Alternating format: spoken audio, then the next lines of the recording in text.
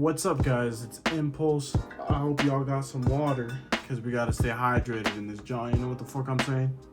So the Daytona 500 is one of the most important races for NASCAR, and since it opened up way back in 1982, it's been the season opener for NASCAR in its season. I was watching a little bit earlier for like a little bit, and I was thinking to myself, I was really thinking about Dale Earnhardt and how he passed away about 22 years ago now, and it was just a tragedy, man. On the final turn of the last lap of the 2001 Daytona 500, Dale Earnhardt would lose control of his car after making slight contact with Marlin and slammed brutally into a wall and another car. The crash looked really bad. The race was over. His protege, Waltrip, and his son would end up placing first and second respectively, so that's the last thing that Dale Earnhardt ever saw. When the race was over, nobody really cared. Everybody was more concerned about Dale's health, and when Dale Earnhardt Jr. was getting his interview during the post-race, he just was so concerned over his father that he didn't really care that he got second, and he was just running to go see his fucking dad, you know. Tell us about those last few laps.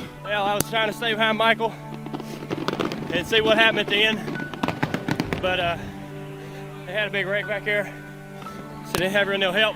I mean, I don't know what I would do in that situation. I would go run and see my dad. I wouldn't even give the interview personally, because like I don't even think it's worth it. Earnhardt Sr. died instantly due to a vascular skull fracture, and Dale Earnhardt was the fourth driver in NASCAR to die in an 8-month span from the same injury, and this would cause NASCAR to drastically change their safety rules. After Dale passed, NASCAR would eventually mandate the Hans device, which more than likely would have saved Dale's life since it was designed for the vascular fracture. On the brighter side of things, the Hans device would end up saving countless lives throughout all the crashes that happened in NASCAR since Dale Earnhardt's death. That's what I'm talking about! Yes, the Hans device was available during the time that Dale was alive, but it wasn't mandatory, and Dale just refused to wear all sorts of safety stuff. He just was that type of dude where he was just the man's man and just was like, that's pussy shit, bro. Blasphemy! Dale was just an old head, dude. He was the type of guy where you felt you didn't need safety things because it wasn't just the way it was back in his day when he started racing. He was just a man's man type of dude, you know what I'm saying? Even though a lot of people say it's not very smart to think that way, I think it's pretty cool that Dale stuck to what he believed and didn't put it on. I mean, I still think everybody should use safety items if they are available, and you shouldn't race without having those safety items because it's very dangerous, as you see Dale Earnhardt passing away. So please don't have this old head mentality where you say,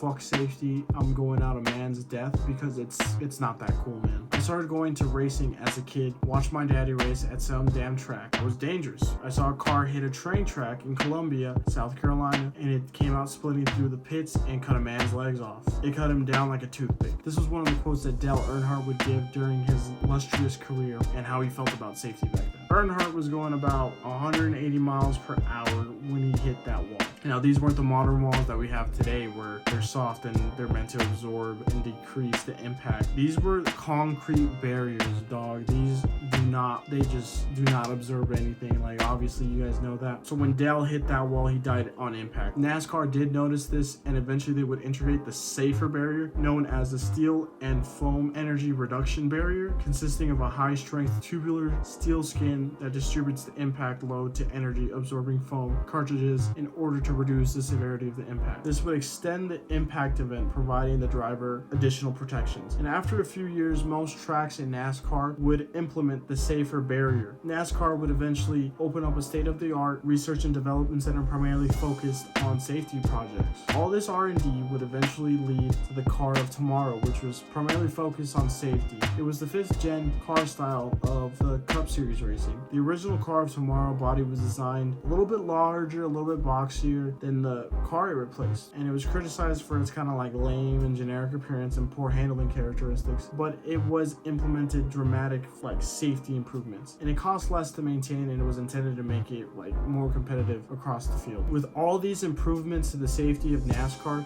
this would lead to 20 plus years without a death in NASCAR, a huge accomplishment that NASCAR has achieved. That's what I'm talking about! The last death in NASCAR was unfortunately Dale Earnhardt's. So the legacy that this man has left behind was an amazing driver whose tragic death would lead to huge improvements of the safety department in NASCAR. Rest easy, Dale, you are a legend and you are still thought of today. That's it for everybody. Please drop a like if you enjoyed the video. It helps out a lot more than you guys think. Remember to drive safe because you are loved, and I'll catch you in the next one.